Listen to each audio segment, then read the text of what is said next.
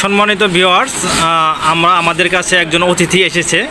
তো আমাদের এই অতিথির কাছ থেকে আমাদের শেরপুর জেলার কিছু আঞ্চলিক ভাষা শুনব। আশা করি আপনাদের খুবই ভালো লাগবে।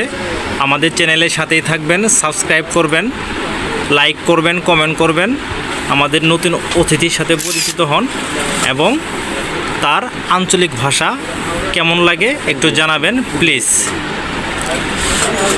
চাচা, আপনার নামটা বলেন। কোনটা বলবো, আগেরটা না পরেরটা?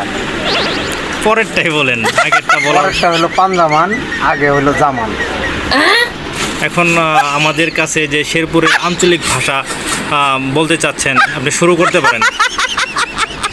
আপনি বলেন। তো শেরপুরের আঞ্চলিক ভাষায় যেমন আমাদের আঙ্কেল বা চাচারে কি বলি সে সম্পর্কে একটু বলেন। চাচা, চাচারে আমগর এলাকায় তো আমরা পুতু বলি। পুতু। আচ্ছা, তারপরে আপনার জানা থাকলে কিছু শব্দ বলতে পারেন, সমস্যা নাই।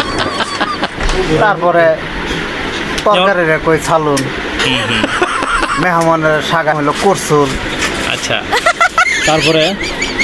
তারপরে অনেক আছে, এই মুহূর্তে তো এত মনে করা সম্ভব না। আচ্ছা আচ্ছা, আমি ভাত খাবো আঞ্চলিক ভাষা। আমি বাজারে যাব, এটা আমাদের শেরপুরের আঞ্চলিক ভাষায় কি হবে?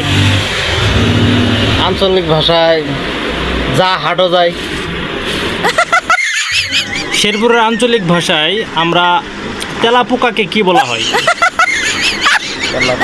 তেলচুরা। আচ্ছা বলেন তো, আমাদের শেরপুরের ভাষায় করলাকে কি বলা হয়? তিতা। আচ্ছা বলেন তো, আমাদের শেরপুরের ভাষায়, আঞ্চলিক ভাষায় চিংড়ি মাছকে কি বলা হয়? ও, চিংড়ি মাছ। চিংড়ি মাছের বলি আমরা ইসা মাছ। আচ্ছা বলেন তো, আমাদের শেরপুরের ভাষায় শাশুড়ি আম্মাকে কি বলা হয়? শাশুড়ি আম্মাকে আমরা তো সৌরি বলি। আমাদের শেরপুরের ভাষায় আতপ চাউলকে কি বলা হয়?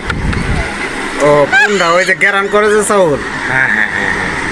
ও, এটা সিনা চাউল। জি, সিনা চাউল। আচ্ছা কাকা বলেন তো, আমাদের শেরপুরের ভাষায় ছেলে এবং মেয়েকে কি নামে ডাকা হয়? ছেলে আর মেয়েকে আমরা গেন্দা, ছেলের গেন্দা আর মেয়ের গেন্দি। গেন্দা গেন্দি নামে ডাকি।